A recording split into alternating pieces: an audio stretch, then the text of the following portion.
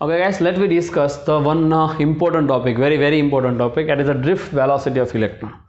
Okay, so as we discussed in a previous one, when number of electrons are present inside the conductor, when the electrons are moving randomly without electric field, okay, means we have two cases. First one is what, electric field does not apply, and second one is what, electric field is applied. So first को पहले case 1 लेते हैं और समझते हैं. Case 1, electric field does not apply. Electric field अगर apply नहीं किया तो फिर क्या होगा, रैंडम मोशन होगी और पॉजिटिव आयन बाउंड में है तो वो मूव नहीं होंगे. ठीक है, तो यहाँ पे एक मान लो कि पॉजिटिव आयन से सब कुछ, ठीक है, पॉजिटिव आयन से, so they are in a bonding, so at rest, this all this positive ions are rest. So number of electrons are present within this conductor. Actually, number of electrons are present into this one. Okay, so if you consider this situation, then due to this heat energy, all the electrons are moving randomly. So all electrons are moving randomly.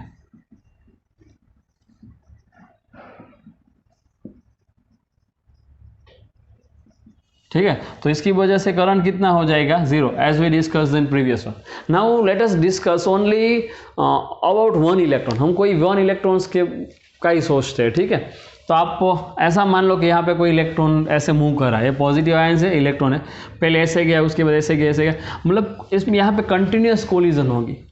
Okay, so when the electrons are moving inside the conductor, there is a continuously collision happens with the positive bonded ions. Okay, so you must be write this one. When electrons are moving in a conductor, they are continuously collide with bonded positive ion, मतलब bonded positive ion के साथ उसकी continuous collision होगी. तो उसका path जो है वो कंटिन्यूसली चेंज होता रहेगा. During this motion path is continuously change. अगर आप पाथ कंटिन्यूसली चेंज हो तो वेलोसिटी भी कंटिन्यूसली चेंज होगी. वेलोसिटी कंटिन्यूसली चेंज हो रही है तो फिर सिग्मा वी क्या हो जाएगा, 0. आप उसका भी काउंट करते, अगर इसकी वेलोसिटी, तो मैंने एक ड्रॉ की हुई फिगर है, अदरवाइज आप इसकी मोशन जो है वो इस तरह से ड्रॉ कर सकते हो, कोई भी एक्चुअल मोशन ऐसी कुछ होगी, लेकिन यहाँ पे समझने के लिए कुछ इजी पाथ मैंने लिया हुआ है. ठीक है, तो यहाँ पे अगर आप काउंट करते हो तो फिर इसकी सिग्मा वेलोसिटी की कितनी हो जाएगी, 0. इस इलेक्ट्रॉन के पास कोई वेलोसिटी नहीं रहेगी अगर इलेक्ट्रिक फील्ड अप्लाई नहीं किया हुआ है. तो क्यों, because of the random motion and random collision with the positive bonded ions, a net velocity of electrons are considered as a 0. net velocity उसकी कितनी हो जाएगी, 0. random motion और random collision की वजह से, because of this both, this net velocity sigma v becomes 0, and we call it is current is equal to 0. इसको हम क्या बोलते हैं, करंट 0. यहाँ पे मैंने एक इजी पाथ लिया हुआ है. ठीक है, एक्चुअली ऐसा पाथ होगा पता नहीं है, लेकिन कुछ इजी पाथ लेते हैं, जैसे इलेक्ट्रॉन ऐसे कुछ कोई भी रैंडम डायरेक्शन में मूव कर रहा है. Okay, now the second case, you comes to the second case, electric field is applied. Case 2, electric field is applied. है, मान लो कि इस डायरेक्शन में आपने इलेक्ट्रिक फील्ड अप्लाई किया. So electrons are moves in opposite direction. Electrons are moving in a opposite direction. तो पहले ओरिजिनल पाथ को यहाँ पे ड्रॉ करते हैं. तो इलेक्ट्रॉन यहाँ पे था, ऐसे यहाँ पे गया, वहाँ से ऐसे गया, वहाँ से ऐसे कुछ गया, वहाँ से ऐसे कुछ गया. ठीक है, ये इलेक्ट्रॉन का ओरिजिनल पाथ है. This is the original path of electron. Now in this random motion you apply some electric field. So electrons, this electron, whatever I am just consider only one electron, but this is happening with the all electrons. जितने भी electron इसके अंदर है, सभी electrons के साथ ऐसा ही कुछ होगा. ठीक है, यहाँ पे कुछ पाथ तो कवर नहीं होता है, नेट वेलोसिटी 0 हो जाती है. लेकिन इसमें क्या होता है, देखो, अगर आपने इलेक्ट्रिक फील्ड अप्लाई किया तो फिर electric field apply some force on electron in opposite direction. मतलब कि जो इलेक्ट्रॉन यहाँ पे पहुँचने वाला था वो इलेक्ट्रिक फील्ड की डायरेक्शन में थोड़ा सा ऐसे ड्रिफ्ट हो जाएगा, मूव हो जाएगा. ठीक है, यहाँ एक्चुअली यहाँ पे पहुँचने वाला था. ठीक है, तो अभी वो यहाँ पे पहुँचेगा this at this point. Now this electron is somewhere here, और जो इलेक्ट्रॉन इस पॉइंट पे आने वाला था वो ऐसे थोड़ा सा ड्रिफ्ट होकर इस पॉइंट पे आएगा मे बी। इलेक्ट्रिक फील्ड के अपोजिट डायरेक्शन मतलब ये है, तो electron is drift in opposite direction ऐसे, ओके। और जो इलेक्ट्रॉन यहाँ पे आने वाला था वो इस डायरेक्शन में थोड़ा सा ड्रिफ्ट होगा, मतलब वो यहाँ पे आएगा ऐसे। जो इलेक्ट्रॉन इस पॉइंट पे आने वाला था वो इस डायरेक्शन में यहाँ पे कहीं पे आएगा, और जो इलेक्ट्रॉन यहाँ पे आने वाला था वो इलेक्ट्रॉन कहाँ पे, यहीं पे कहीं पे आ जाएगा। तो मतलब जो इलेक्ट्रॉन इस पाथ पे मूव होने वाला था इस डायरेक्शन में, वो भी वही डायरेक्शन में कहाँ पे मूव होगा,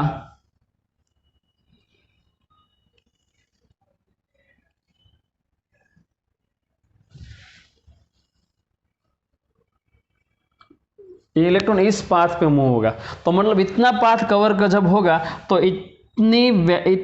इतना डिस्टेंस कवर होगा एडिशनल। तो सभी इलेक्ट्रॉन ऐसे इतना डिस्टेंस एडिशनल कवर करेंगे, इसको बोलते हैं drifting of electron. We call it is drifting of electron due to the external field. इतना जो एडिशनल पाथ को, एक्चुअली इलेक्ट्रॉन इस तरफ जा रहा है, ठीक है, ऐसे हमने मान के चले गए इलेक्ट्रॉन कोई इसे रैंडम डायरेक्शन में ऐसे जा रहा है। आपने कोई भी इलेक्ट्रिक फील्ड अप्लाई किया तो उस इलेक्ट्रॉन की ड्रिफ्टिंग होगी। क्यों ड्रिफ्टिंग होगी? Because of this electric field, external electric field. तो इतनी ड्रिफ्ट हुई, कितनी ड्रिफ्ट हुई? इतनी। और इसके रिगार्डिंग जो वेलोसिटी है उसको बोलते हैं drift velocity. Velocity regarding this drifting of electron we call it is a drift velocity. Okay, so the movement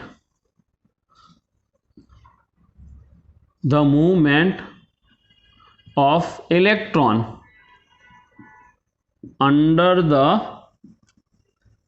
external electric field called drifting of electron. इसको हम क्या बोलते हैं?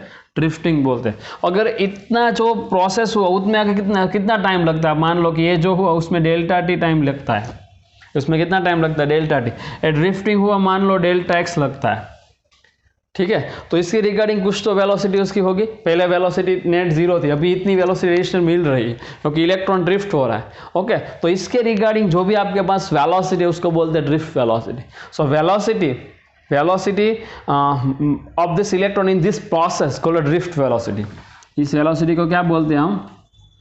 drift velocity of electron। क्यों drift velocity?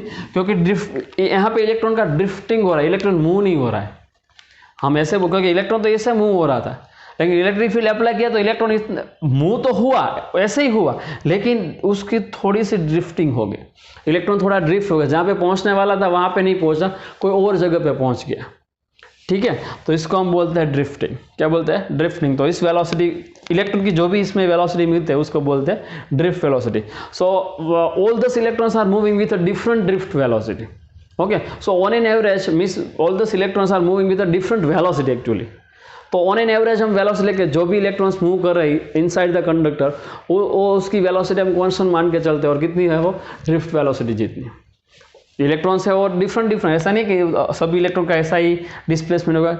कोई electron का small displacement होगा, कोई इलेक्ट्रॉन्स का लार्ज डिस्प्लेसमेंट होगा, ठीक है। तो दोनों ही जो डिस्प्लेसमेंट स्मॉल लार्ज है तो हम एवरेज मान के चलते हैं यहाँ पे, और उसकी एवरेज वेलोसिटी जो भी इलेक्ट्रॉन्स की मिल रही है उसको हम बोलते हैं drift velocity. So the average velocity of a electron inside the conductor, we call it is a drift velocity. So not this one. Average velocity of electron in a conductor called a drift velocity. Average velocity of electron in a conductor under the influence of electric field. Under the influence of electric field, we call it is a drift velocity. Okay. कोई electron से उसका displacement small होगा, कोई electron से उसका displacement large होगा। सो on an average सबका same displacement मान के चलते हैं, सो सबकी वेलोसिटी भी सेम रख के चलते हैं। तो एवरेज जो भी आपको वेलोसिटी मिलती है इलेक्ट्रॉन्स की, ठीक है, उसको आपको ड्रिफ्ट वेलोसिटी डिनोट्स करना है। Now the symbol of drift velocity is a VD. Drift velocity को वीडी से डिनोट करते हैं, ठीक है। इसका हम इक्वेशन डिराइव करने वाले हैं, लेकिन पहले आप ऐसा समझ लो कि ड्रिफ्ट वेलोसिटी क्या है, कैसे मिलती है और क्यों काउंट करनी है। सभी इलेक्ट्रॉन्स की वेलोसिटी डिफरेंट है, सभी इलेक्ट्रॉन का डिस्प्लेसमेंट भी डिफरेंट है, ठीक है। ऐसे ड्रिफ्ट मिल रही है सभी केस में, तो आप एवरेज मान के चलो, और जो भी एवरेज आपको मिलता है वो केस को हम क्या लेते हैं? Drift velocity. And we have to indicate the drift velocity by the symbol V D, ठीक है, तो आप ये अपनी बुक्स में नोट कर लो पहले।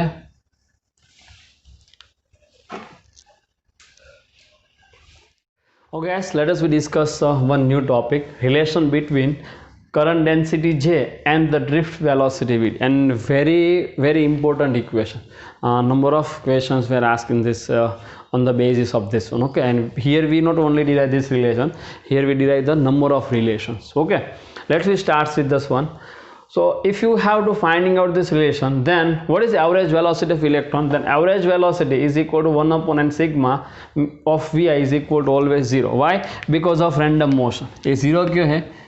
Because of random motion of electron. Electron randomly move करे तो ये 0 हो जाएगा, तो नेट वेलोसिटी 0. यहाँ पे n क्या है? Total number of electron.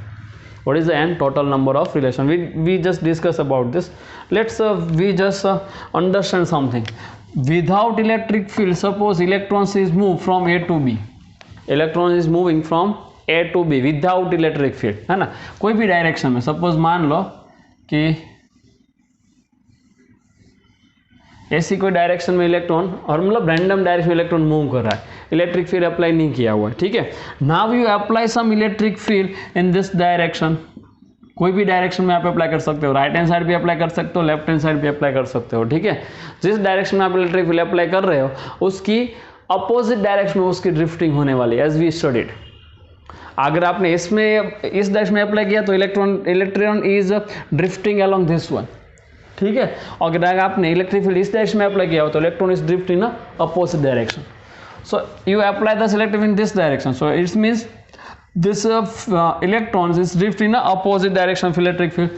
So अब मान के चलो कि यहाँ से इलेक्ट्रॉन ने स्टार्ट किया, जो यहाँ पे पहुँचने वाला था वो भी यहाँ पे पहुँचेगा, जो यहाँ पे पहुँचने वाला था वो भी यहाँ पे पहुँचेगा. जो यहाँ पे पहुँचने वाला था वो इलेक्ट्रॉन सपोज मान लो यहाँ पे पहुँचेगा. जो यहाँ पे पहुँचने वाला था इलेक्ट्रॉन वो कहाँ पे पहुँचने वाला है? यहाँ पे. जो यहाँ पे पहुँचने वाला था वो कहाँ पे पहुँचेगा? यहाँ पे, ठीक है. और जो यहाँ पे है वो यहाँ पे आ जाएगा, जो यहाँ पे है वो यहाँ पे आ जाएगा, जो यहाँ पे है वो यहाँ पे आ जाएगा. ऐसे न्यू पोजीशन ड्रॉ किए. तो फिर ड्रिफ्टिंग पाथ हम ड्रॉ करते डॉटेड लाइन से. तो यहाँ ये इतना ड्रिफ्ट हुआ, यहाँ पे वो इतना, यहाँ पे वो इतना ड्रिफ्ट हुआ, यहाँ पे वो इतना ड्रिफ्ट हुआ, यहाँ पे इतना ड्रिफ्टिंग हुआ, यहाँ पे इतना ड्रिफ्टिंग हुआ, ऐसे और ऐसे. मतलब फाइनली ये क्या मिला आपको? ड्रिफ्ट. ये क्या मिला आपको? Drift opposite to the electric field, ठीक है. तो यही मान लो कि ये कंडक्टर है. सो कंडक्टर में आपने इलेक्ट्रिक फील्ड इसी डायरेक्शन में अप्लाई किया, जितना फील्ड अप्लाई किया, ई जितना फील्ड अपोजिट इस डायरेक्शन में अप्लाई किया, तो इलेक्ट्रॉन्स जो भी है वो इस डायरेक्शन में ड्रिफ्ट होंगे. आप मान लो कि कितना ड्रिफ्ट होने वाला है? Delta x. तो आप जो ये फिगर मान लो कि ये जो है कंडक्टर में इतना भी डेल्टा एक्स जितना इलेक्ट्रॉन का ड्रिफ्टिंग हुआ. How much? एक्चुअली कंडक्टर तो बड़ा बड़ा है, इसमें कुछ छोटा सा पार्ट ले जिसका ड्रिफ्टिंग होने वाला है, ठीक है. So how much drifting is occurs delta X in what time? Suppose delta T. In a delta T time delta X drift is occurs. Okay. Now the area of a conductor is suppose to be A. area of conductor is what? A. Then what is total number of electron within this figure? Within this one, how much total number of electron is a n? Okay, तो इसमें n electrons है. Total मतलब n electrons का drift होने वाला है. कितना drift होने वाला? Delta x. Delta x is given here. And how much time is required for drifting? Delta t. How much time is required for drifting? Delta t.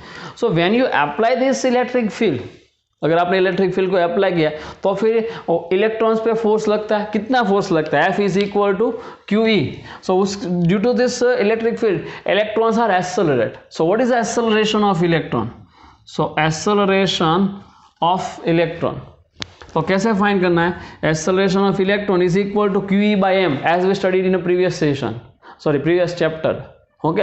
F is A is equal to what? Q E by M. यहाँ पे Q की जगह पे क्या रखना है? E. So acceleration of electron is a minus E by M. Minus sign indicates opposite direction of electric field. Minus sign indicates opposite direction of electric field, E is external applied field and M is a mass of electron, M is what, mass of electron.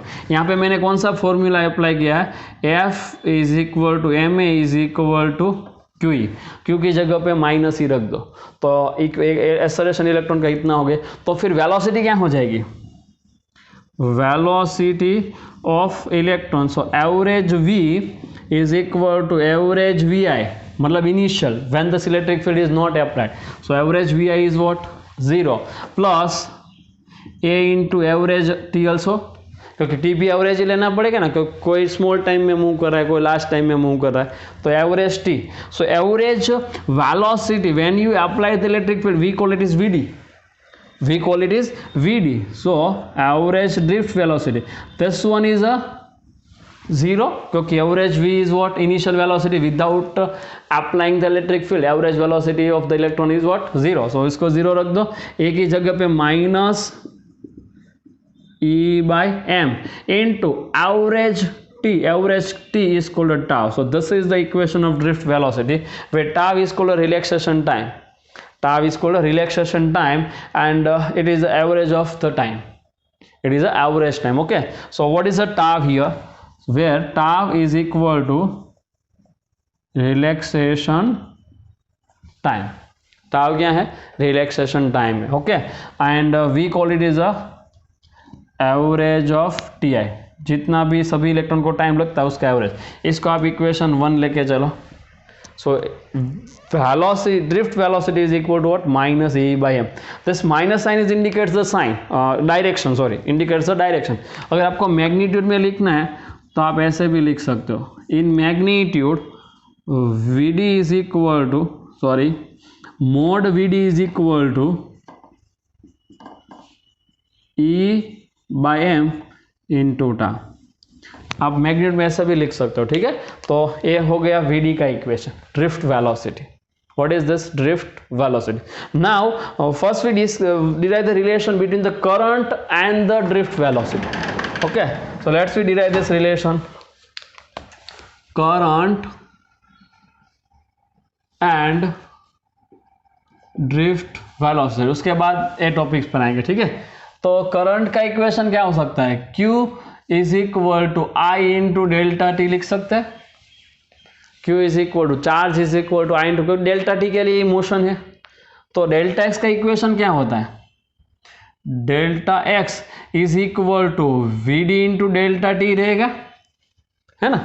Delta X is equal to velocity into time, कितने time के लिए आपने consider किया हुआ है, delta T के लिए, so delta X is equal to Vd into delta T, so Q is equal to I into delta T. Total Q कितना है, इसमें कितने इलेक्ट्रॉन, n, तो Q is equal to N E equation से चलते हैं, तो Q is equal to N E, Q is equal to what, N E, equation number 2,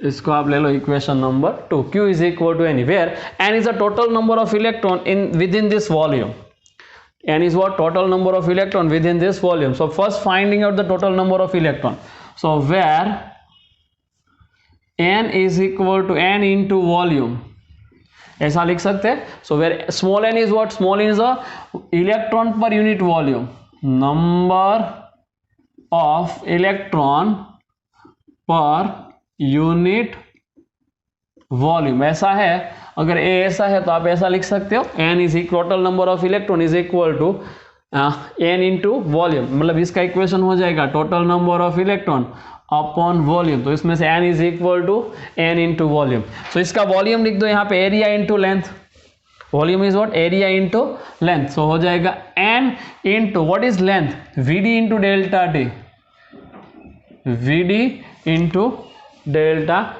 T, ठीक है, that is the length into area, area कितना है a, so that's one is a into a, हो गया ना। Volume is what, length into area, so area a, length Vd into delta, so that is the total number of electron. Put this value into the equation number 2, so from equation 2 what you get, Q is equal to, actually Q लिखना नहीं जाने तो I find करना है, तो I का equation लिखो, I into delta t is equal to n is replaced by this one, n Vd delta Ta, so that is a n into E, so into E. If anything is cancel out, then cancel it. So here delta T cancel out, so you get this answer of I. So I is equal to NeAVD. इस equation को proper form में लिखो, NeAVD. So this is the current equation, very important. काफी सारे question इस equation पे आते हैं, तो आप इस इक्वेशन को स्टार्ट करके लिख दो. Current is given as NeVD, where n is a number of electron per unit volume, E is a charge of electron, A is a area of cross section area of a conductor, and Vd is a drift velocity. Okay, now we have to derive the relation of J. So what is the J? So current density का equation आप लिखो. चलो, so J is equal to I upon A. J is equal to I upon A. So from this equation I upon A, so A is comes here NeVD. इसका equation क्या हो जाएगा? NeVD. आप ऐसे equation रख सकते हो. ठीक है, सिंपल है. J is equal to I upon A, so that is NeVD. This is the relation between the J and VD.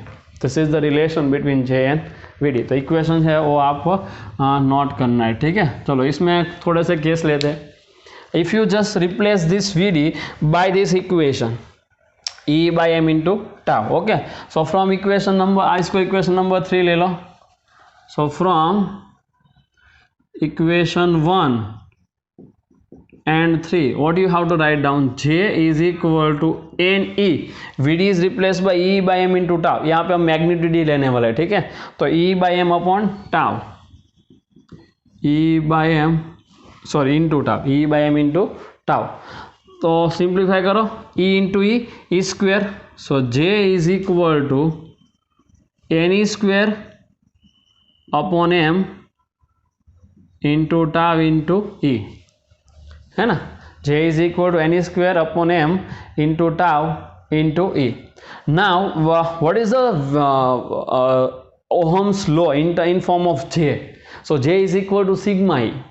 So by using of Ohm's law, use Ohm's law, J is equal to what? Sigma into E. So sigma into E is equal to N square tau upon m into E. So E cancel out here.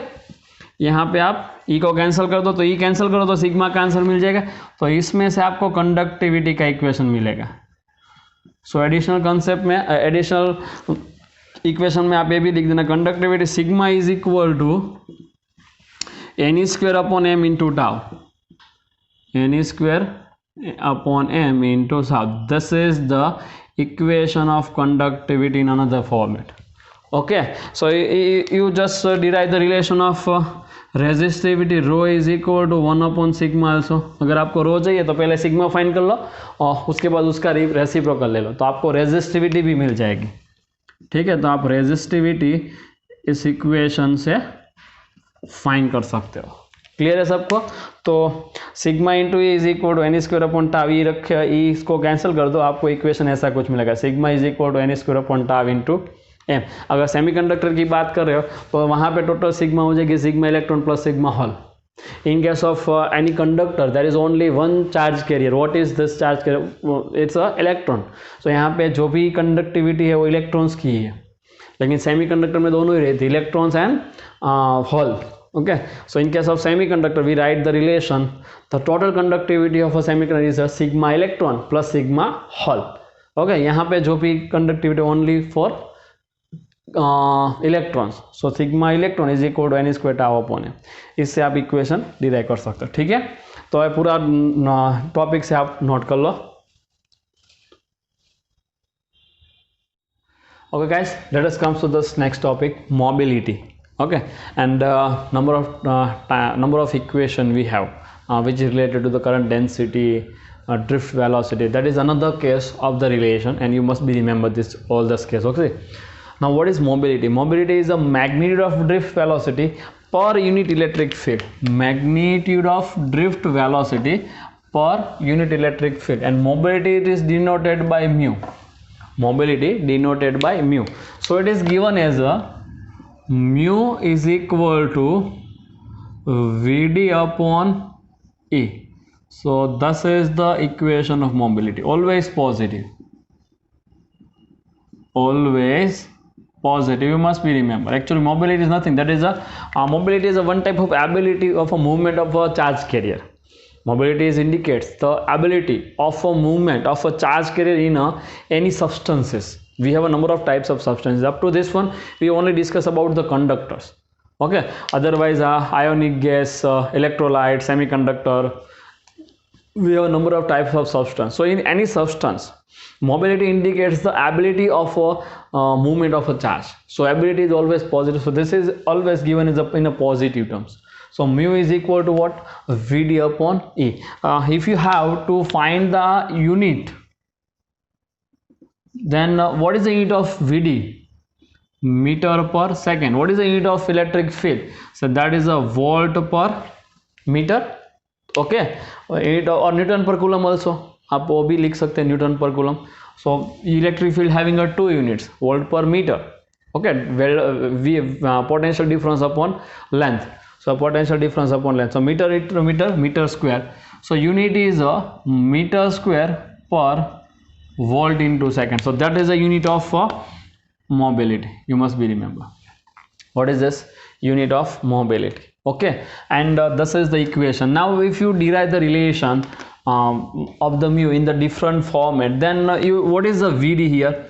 So drift velocity, as we derive the relation, Vd is equal to E by m into tau. Vd is equal to what? E by m into tau. इसमें से Vd upon E find करो, तो Vd upon E is somewhere here. So it's what? E tau upon m. So this is also mobility, because Vd by E is named as a mobility. So you just derive this relation in this format. So it is E tau upon m. Okay, so by this way you just getting the answer of mobility. You must be remember this equation. It is also called a mobility mu. That's a very well known equation, Vd upon E, drift velocity per unit electric field. But ऐसे भी आप इस equation को रख सकते हो तो आपका आंसर भी आ जाएगा. ओके, सिग्मा का आंसर क्या था? कंडक्टिविटी का. So conductivity is equal to, sigma is equal to N square tau upon M. ऐसा था, N square tau upon M. अगर टाव को इसमें से रिप्लेस कर दो, टाव बाई एम, यहाँ पे टाव बाई एम है, otherwise E tau by M भी है, आप उसको भी रिप्लेस कर सकते हैं ई टाव बाई एम. तो ये क्या हो जाएगा? सिग्मा अपॉन एन हो जाएगा. आप इसी मतलब सिग्मा के फॉर्म में अगर आपको मोबिलिटी चाहिए तो फिर यहाँ पे रिप्लेस कर सकते हो. कैसे देखो, thus E tau by M. So mobility mu is equal to E tau by M. So E tau by M, तो ई यहाँ पे आ जाएगा sigma upon E. So sigma upon, या आप ऐसे भी डिफाइन कर सकते हो. So this are the equation, some equation. Actually आपको यही याद रखना है, बाकी इक्वेशन आप डिराइव कर सकते हो. तो म्यू का ए बी इक्वेशन है, ए बी इक्वेशन है, E tau by M, E by sigma by V D upon इजर. Okay, so this are the some basic basic equation of mu. But आपको याद कौन सा रखना है? ये याद रखना है क्योंकि ये यूज हो सकता है. ठीक है, मतलब जो भी वैल्यू आपको फाइंड करनी है, अगर ये नहीं दी हो, एक कोई वैल्यू है तो इसमें से पहले वैल्यू फाइंड करके इसमें रख दो, आपको मोबिलिटी मिल जाएगी. और पॉजिटिव टर्म में ही लिखना है. Some another cases which is related to the mobility. Mobility is what? ability of a movement of a charge carrier. So if you consider the different cases, okay, so conductivity of substance depends on a number of mobile charge carrier. मतलब कितने mobile charge carrier? mobile मतलब movement, mobile मतलब moving charges. okay, तो इसका equation कौन सा है? n square tau upon m. this one conductivity is a n square tau upon m. मतलब n is what here? number of charge carrier. number of charge carrier is called n. तो आपका n increase होगा तो फिर sigma भी increase होगा. से आप चलते हो तो मतलब चार्ज कैरियर पे कंडक्टिविटी डिपेंड करती है. तो अगर मेटल की बात करते हो तो चार्ज कैरियर कौन से? Free electron. आयोनाइज्ड गैस की बात करते हो तो चार्ज कैरियर यहाँ पे जो पॉजिटिव आयन है, वो फिक्स्ड है. ओके, बॉन्डिंग में है मेटल में, लेकिन आयोनाइज गैस है तो गैस में तो सब कुछ फ्री रहता है. तो electrons and positive ions, they are the charge carrier. So here we consider the mobility of this one, means conductivity due to both. If you consider electrolyte, then in electrolyte both positive and negative ions are present for the movement. Okay, and if you consider semiconductor, then electrons and holes are present for the movement of a movement, and it's give rise a conductivity. Okay, so these are the some example of this one. So note कर लो. Okay guys, let me solve some example which is based on a drift velocity. Okay, what is the drift velocity first? Drift velocity is generally denoted as a Vd, and we derive the number of relation based on this. Okay, let's start with the first example. Textbook illustration number 3.1. Now what is the problem? Estimate the average drift speed of a conduction electron in a copper wire of a cross section area 1 into 10 raised to minus 7 meter square. So this area is this one. Let's write down this given data.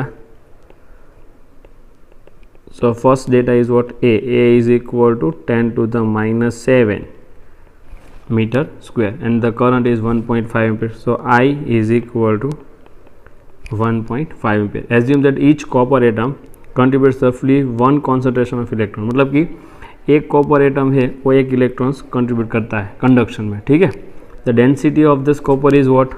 Rho is equal to 9 into 10 to the power 3 kg per meter cube, and its atomic mass A is equal to 633.5. We write down in kg, so 10 raised to minus 3 kg. Okay, so what we have to finding out the average drift speed that's given here. So first actually we have two data, so that is first find the Vd. So you think one relation in which this all this data are present. So first is what? Current. You just write the equation of current. What is the current equation? I is equal to NAE Vd. ठीक है, so Vd find करना है. so इसमें से Vd ऐसे लिख दो. so I upon NAE. so I given है, A given है. E is equal to what here? E is equal to 1.6 into 10 raised to minus 19 coulomb. A B given है. So which one is unknown data for us? Small n is not given anywhere here. So consider this is the equation number 1. First we find the small n, then after we put the value into this equation, so we get the final answer. Okay, so what is small n first? Small n is a number of electron per unit volume. So it's given as a n upon v, है ना. n is the total number of electron and per unit volume is upon volume, so v is the volume actually. So what is the equation of n? We know what is this equation of n. N is given as a mass upon A into n. That is well known equation of a n, and we already know about this. Okay, so put the volume is 1 upon v. What is volume? Volume is a mass upon density. Volume is what? Mass upon density. So denominator comes to the numerator. So that's one. If anything is cancelled, then cancel it. Then after write this answer. So m is cancel out. So what is a small n? Small n is equal to rho into Avogadro number upon atomic mass. Okay. So see, rho is given here. Rho and na what is na? Avogadro number. So take na is equal to 6.022 into 10 to the power 23. सो आप इसमें put कर लो और ए value first find कर दो. उसके बाद equation number 1 में value रख के वी डी फाइंड कर लो. Okay, so remaining calculation is in homework. Calculation आप होमवर्क में कर लेना. पहले एन फाइंड करना है. After finding this N, put the value of N into the equation number 1. Put all this value of I, area, charge of electron, all this value put in this equation number 1. So you get this final answer. Okay, so by this way you getting this answer, first one. So this is our answer, and answer is also given here, but we first discuss the second thing. Okay, what is the second problem? Compare the drift speed of the obtained value. Compare the drift speed of the obtained value. इसमें भी 2 cases है. First, thermal speed of copper atom. So what is thermal speed at a ordinary temperature? Ordinary आप 300 kelvin लेके चलो. Okay, यहाँ पे first answer क्या है देखो, 1.1 mm पर सेकेंड. मतलब आपका आंसर जो ऐसे आएगा 1.1 इंटू 10⁻³ मीटर पर सेकेंड. आपने अगर कैलकुलेट करोगे आप दिस आंसर ए, ठीक है, तो आपका आंसर कौन सा हो जाएगा, ये आंसर आपको फाइनली मिलेगा। चलो बी पे चलते हैं। So what is thermal energy? Thermal energy, kinetic energy is equal to 3/2 kBT is equal to 1/2 mv thermal square. Okay, that's very well known equation from the 11th standard. 3/2 kBT is thermal energy and is equal to 1/2 mv thermal square. Actually यहाँ पे आपको range मिलेगी, ठीक है। सो आप इस equation में सभी वैल्यू रख दो। If you get this, put the all value. What is kb?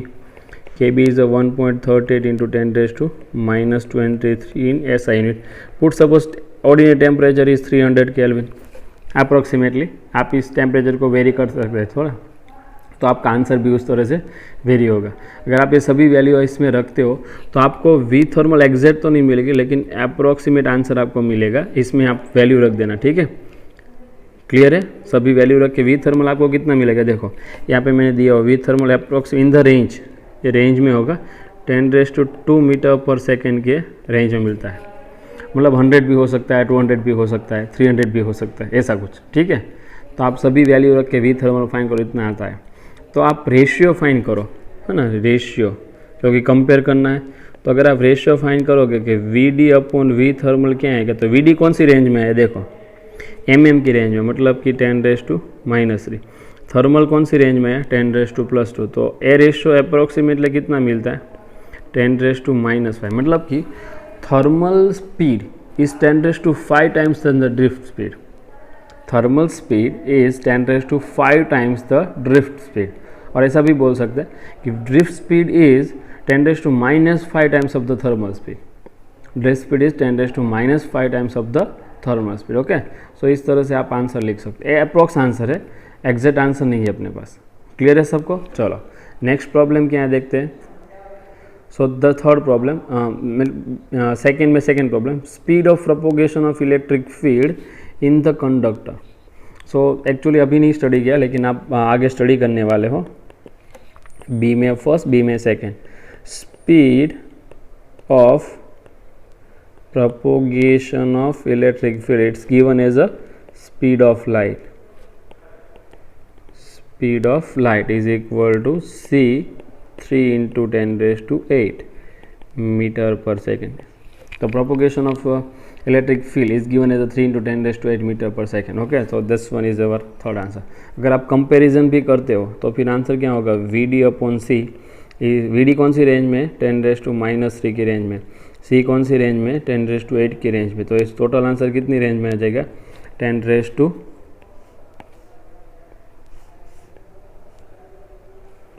Total answer होगा 10⁻11 की रेंज में। मतलब आप what ever you get this answer is in the range of 10⁻11। Means if you compare the speed of electron, if you compare the speed of electron, drift speed of electron with the propagation of electric field, then this is in the range ratio of -11, 10⁻⁻11. okay, -3 -8. मतलब कि speed of propagation of electric field is 10⁻11 times of the drift speed of electron. Okay, यहाँ पे ये answer नहीं दिया हुआ है, लेकिन आप ये आंसर यहाँ पे रख देना, ठीक है। तो आपका आंसर कुछ इस तरह से आता है। तो पूरा एग्जाम्पल नोट कर लो अच्छी तरह से। फिर से बोल रहा हूँ, ये आंसर देखो यहाँ पे मैंने रेंज लिखी हुई है, मतलब कि ये 100 भी हो सकता है, 150 भी हो सकता है, 200 भी हो सकता है, अप्रॉक्स आंसर है, ठीक है। आप यहाँ पे कुछ डेटा चेंज करते हो, ऑर्डिनरी टेम्परेचर या फिर ऐसा कुछ, तो आपका आंसर थोड़ा सा चेंज हो जाएगा। बट आपको रेंज ही देनी है, तो 10⁵ times, means we ignore the smaller range. Okay, चलो let's consider the next example. Example number 3.13 from the textbook. The number density of free electron in a copper conductor estimated in this one, suppose this, मतलब n दिया हुआ है, number density means what, n, so n is equal to 8.5 into 10⁻28 meter raised to -3. How long the electron takes to drift from one end of a wire of 3 meter long? So wire की length कितनी है, 3 meter long to its other end. You consider suppose this type of wire. You consider suppose what is this type of wire. What is the length of this wire? L is equal to 3 meter. You consider you apply the electric field in this direction. Okay, so thus electrons drift in opposite direction of this one. So this is the drift with what velocity? Vd. Generally electrons are drifting with a speed Vd. Okay, so electrons moves from one end to another end. Let's be right here again. Suppose consider this point is A, this point is B. So electrons is drifting from A to B, means cover how much distance? 3 metre with what speed? Vd. ऐसा question है, ठीक है. सो हमें find क्या करना है, how long does take to electron, मतलब इसमें कितना टाइम लगता है. We have to finding out how long it's take to drift from one end of a conductor to the another end, means how much time is required for the electron to drifting from the point A to point B. यही find करना है, ठीक है. So T is equal to find out. Okay, let's we read any other data are given to us. The area of cross section, so area is equal to 2 into 10 to the minus 6 meter square and current carrying is what? I is equal to 3 ampere. so T find करना है. आप इसमें current का equation रखो, current given है इसलिए current I is equal to NAE VD. Okay, I is known value, so I as ही रखो. N नॉन वैल्यू ऐसे ही रखो. A गिवन है तो ऐसे ही रखो. E is equal to what here? 1.6 into 10 raise to minus 19 coulomb. So E भी ऐसे ही रखो. Vd अननोन है, so Vd is a drift speed. Speed is equal to length upon time, so length upon time. इसमें से time find करो. So time is equal to NAEL upon I. See all this data are given to us. N given है, A given है, E given है, L भी given है और I भी गिवन है. So put this value and calculate the answer. This answer is in homework. Okay, जो भी आप आंसर फाइंड करोगे किस में आएगा? सेकेंड में. उसको अगर आवर में कन्वर्ट करना है तो आंसर को 3600 से डिवाइड करो, आंसर किस में हो जाएगा? आर में, ठीक है. तो आप इस तरह से फाइंड कर सकते हो और आपका आंसर जो है वो आएगा 7.5 आर में कन्वर्ट करना है. जो भी आंसर मिलेगा वो सेकेंड में मिलेगा, उसको आर में ऐसे कन्वर्ट कर सकते हो, ठीक है. तो that is our next example. So note this. Okay, let's come to this next one. That is the example number 3.2 and this is the first problem, means number of problems we have to given here. Let's see, discuss one by one. In illustration number 3.1, मतलब जो भी हमने previous to previous example solve किया उसमें, ठीक है. The electron drift speed is estimated by only few mm per second. मतलब कितनी आई थी? Vd is equal to 1.5 into 10 raised to minus 3 meter per second. So 1.5 mm per second. So few mm per second. और current in the range of few ampere, मतलब उसमें कुछ 1.5 ampere जितना current भी consider किया था. तो इतने करंट्स के लिए स्पीड कितनी आती है? ओनली फ्यू mm पर second. Then how the current is establish almost instant of the circuit. मतलब जैसे ही आपने सपोज कोई सर्किट है उसमें जैसे ही स्विच ऑन करते हो तो फिर करंट इस्टेब्लिश होता है. क्यों? मतलब इसमें इलेक्ट्रॉन की स्पीड स्मॉलर है फिर भी करंट क्यों इस्टेब्लिश होता है? यही अपना क्वेश्चन, ठीक है. सो what is the solution? So electric field is established throughout the circuit almost instantly.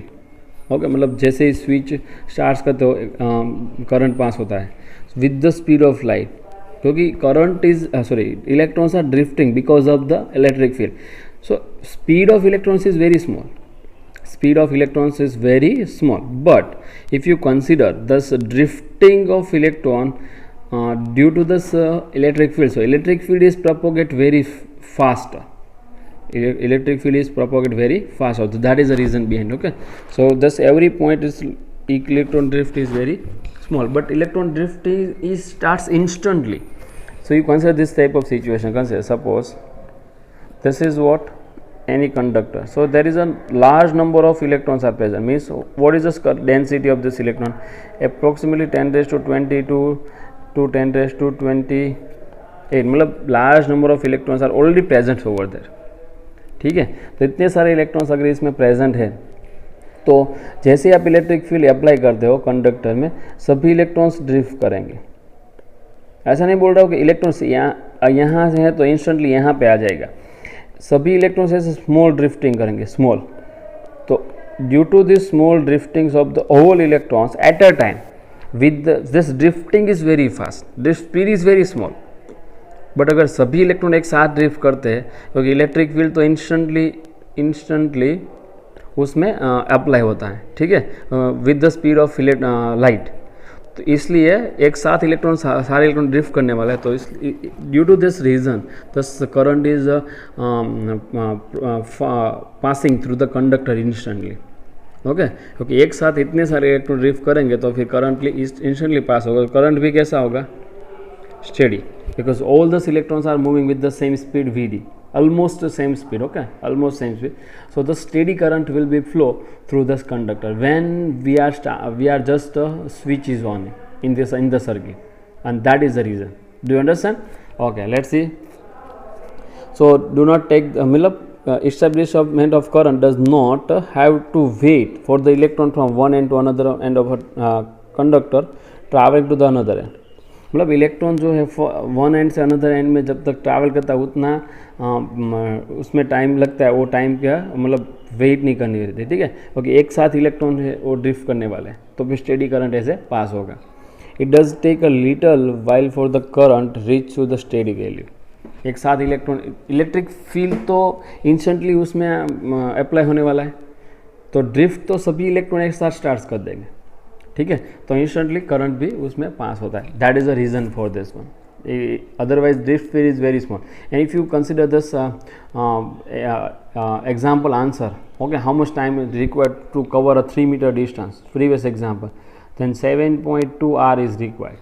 मतलब कि इतना टाइम तो उसके 3 मीटर डिस्टेंस कवर करने में लगता है, ठीक है, बट इलेक्ट्रॉन्स की नंबर डेंसिटी बहुत ज़्यादा है, इसलिए वो करंट इस्टेब्लिश इंस्टेंटली हो जाता है, because of electric field is established inside the conductor very faster, okay, with the speed of light. So that is the first one. Second one, what is the problem statement? The electron drift arises due to the force experienced by the electron in the electric field inside the conductor. Electron क्यों drift होता है? क्योंकि Fe is applied on this one. How much Fe is applied? Ee. So this much of force is applied on the electron inside the conductor, but this force should cause the acceleration, मतलब force लगता है तो इसका acceleration होगा m। so acceleration क्या होगा कि E by m, as we discussed in a previous session, okay। so as we discussed in the session of drift velocity, electrons are moving with acceleration, and electron having some acceleration E by m. Why do the electrons acquire the steady average drift speed? हम मतलब we consider Vd is equal to constant, हमेशा मान के चलते हैं, ठीक है, Vd कैसा है? कांस्टेंट है। उसके बाद अगर कोई ऑब्जेक्ट के पास एक्सेलरेशन है तो उसकी ड्रिफ्ट वेलोसिटी कांस्टेंट तो नहीं होनी चाहिए, मतलब वेलोसिटी कांस्टेंट नहीं होनी चाहिए, कंटिन्यूसली चेंज होती रहनी चाहिए। तो फिर हम ऐसा क्यों काउंट करते हैं कि Vd कांस्टेंट है? Let's you understand it's detail properly. Consider it is a conductor, okay, so inside the conductor large number of electrons are present. Similarly, large number of positive ions are also present here. Large number of positive ions are also present inside the conductor, like electron. So what happen if any electron, consider this, any electron are trying to accelerate from one, so then it's just collide with the one ion, then again electron starts a motion with the zero velocity, again this just starts in a motion, again it's collide with another ion, another positive bonded ion, okay, again electron starts this starts the motion with some velocity, sorry, with some acceleration, again it's a collide, again it's collide, like this. So electrons is continuously collide in a different with a different bonded ions like this. So actually electrons are accelerate, but up to reaching some value of velocity, electrons are just electrons are just collide, and due to this collision its velocity again becomes zero, again electron starts a motion, okay, ऐसा continuously होता रहता है। तो फिर electron जैसे ही zero velocity से almost Vd पर उसकी वेलोसिटी पहुंचती है, तो उसकी वेलोसिटी फिर से कितनी हो जाती है? ज़ीरो। फिर से वो ज़ीरो से Vd पहुंचती है, फिर से ज़ीरो हो जाए, तो फिर हम ऐसा काम करते हैं, कोई Vd कांस्टेंट है, मतलब एवरेज इतनी वेलोसिटी से इलेक्ट्रॉन ड्रिफ्ट हो रहा है। We just consider like this, okay. So that is the reason behind it, why we count this velocity of the electrons is constant in this situation, okay, this is the reason, because उसके पास acceleration तो है, लेकिन वो acceleration से continuously collision होता रहता है, तो collision, due to this collision electrons are not moving continuously with the acceleration, ठीक है, इसलिए हम वी डी कैसे लेते हैं, constant. Let's see this reason. तो each free electron does accelerate, उसके पास एक्सेलरेशन होता है कितना है, इतना है, increasing it drift speed until the collides with the positive ion, मतलब उसकी ड्रिफ्ट स्पीड इंक्रीज होते हैं लेकिन उसका कोलिजन हो जाता है with the positive ion of a metal, and positive ion कैसे है, बॉन्डेड कंडीशन में, ठीक है। It losses it's drift speed after the collision, मतलब कोलिजन के बाद उसकी ड्रिफ्ट स्पीड कम हो जाती है, and it starts the accelerate again, फिर से वो एक्सेलरेशन करता है, and increasing it drift speed again, मतलब उसकी ड्रिफ्ट स्पीड ऐसे वापस अगेन इंक्रीज होती है, फिर से कोलिजन होता है, and this type of motion is continuous. So on in this average we consider the electrons acquired only the drift speed, electron के पास ड्रिफ्ट स्पीड ही है, बाकी कुछ है नहीं, ठीक है। तो ऐसे हम काउंट करते हैं। Let's come to this next problem see. If the electron drift speed is so small, उसकी स्पीड स्मॉल ही है, फ्यू mm पर second as we know, and the electrons charge is also small, उसका charge भी small है ना, you understand it properly, okay. Charge भी small is equal to 1.6 into 10⁻⁻19 coulomb. How can we still obtain the large amount of current. अगर आप current के equation देखें तो I is equal to N E V D, so V D small है, E भी small है, but N is very large. इसमें charge बहुत लार्ज है ना, number of charge means charge density is very large, n is what, charge density, very large, okay। So is due to this reason current is means large amount of current will be flow through the any wire, okay। So that is the reason, simple, because electron number density is enormous, okay। n काफ़ी देखो कितनी है, 10⁻29 है, और ये तो -19 है, लेकिन यहाँ पे n की वैल्यू कितनी है, 10⁻29 है। तो ऐसे का हम यहाँ पे रीजन दे सकते हैं, large amount of current will flow through the conductor, okay.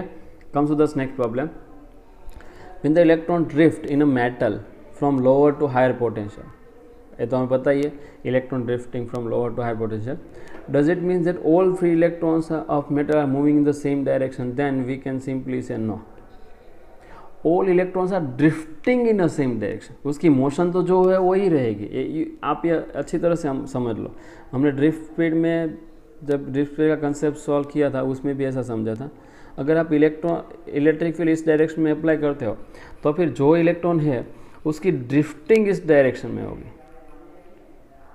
सो यहाँ पे सेंटेंस को ऐसे लिखना है, for all electron means all electrons are drift in same direction, all electrons are drift in same direction, मतलब कोई इलेक्ट्रॉन देखो यहाँ से ऐसे जा रहा है, समझो ऐसे गया, उसके बाद ऐसे गया, उसके बाद ऐसे गया, उसके बाद ऐसे, मतलब ये अगर ओरिजिनल मोशन है तो क्या हो जाएगा, देखो इसकी ड्रिफ्टिंग जो है वही काउंट करनी है, मतलब ये यहाँ पोजीशन जो है यहाँ पे आने वाली, ये पोजीशन यहाँ पे आने वाली, ये पोजीशन यहाँ पे आने वाली, ये पोजीशन यहाँ पे, तो फिर मोशन तो ऐसी ही रहेगी, ठीक है, मोशन में कुछ चेंज होने वाला नहीं है, लेकिन उसकी ड्रिफ्टिंग देखो यहाँ पे हो गई इसे, ओके, डू यू अंडरस्टैंड। उसकी ड्रिफ्टिंग जो है वो सेम डायरेक्शन में होने वाले है, जो इलेक्ट्रॉन जैसे मूव करे वैसे ही मूव करेगा, उसमें कुछ चेंज होने वाला नहीं, लेकिन इस तरह से उसकी ड्रिफ्टिंग होगी after applied the external field, after applied the potential difference between the two ends of a conductor, ठीक है। तो ये कंसेप्ट आप अच्छी तरह से समझ लेना, देखो इसमें कुछ ऐसा है, okay, let's see। So what is this answer? And by means no, the drift velocity is supposed to over the large random velocity of the electron, मतलब वो random velocity में हम क्या काउंट करते हैं, ओनली ड्रिफ्ट वेलोसिटी, इसलिए हम same direction count करते हैं, अदरवाइज इलेक्ट्रॉन की वेलोसिटी सेम डायरेक्शन में हो जाएगी, ऐसा कुछ मीनिंग नहीं है यहाँ पे। जैसे इलेक्ट्रॉन मूव करे, मूव तो करेगा ही, लेकिन उसका ड्रिफ्टिंग जो है वो सेम डायरेक्शन में होगा, ठीक है। So that is the reason for this one. Now it comes to this next problem. Are the path of electrons are straight lines between the successive collision with the positive ions of the metal in the absence of electric field and the presence of, अगर आप absence of electric field बात करते हो तो फिर path कैसा रहेगा, straight line, और प्रेजेंट की बात करते हो पाथ कैसा रहेगा, कर्व, ओके। हमने थ्योरी में भी देखा था ऐसे, अगर आप दो फिगर ड्रॉ करते हो, ओके, ए विदाउट इलेक्ट्रिक फील्ड और दूसरी फिगर ड्रॉ करते हो विथ इलेक्ट्रिक फील्ड, तो अगर यहाँ पे ऐसे आयन है देखो, तो इलेक्ट्रॉन ऐसे जाएगा, उसके बाद ऐसे जाएगा, उसके बाद ऐसे जाएगा, मतलब स्ट्रेट लाइन में मूव करेगा between the two positive ions. लेकिन अगर इसी बात कर दो कि यहाँ पे इलेक्ट्रॉन है, ऐसे इलेक्ट्रॉन है कहीं पे, ठीक है, वो इस तरफ जा रहा है, कोई इस तरफ जा रहा है, कोई इस तरफ जा रहा है, तो after application of electric field this electrons is move like this electrons is move like this, उसका पाथ कैसे हो जाता है, देखो कर्व हो जाता है, ठीक है। So with electric field answer होगा कर्व, और विदाउट इलेक्ट्रिक फील्ड आंसर होगा स्ट्रेट लाइन, ठीक है। चलो आंसर देखते हैं, what is this. So in the absence of electric field the paths are straight line and the presence of electric paths are generally curved, ठीक है। so thus are the example which is based on drift velocity and it is given in our textbook. so all those example are not this all this example in your books properly, and in the next session we discuss the next topic. Okay.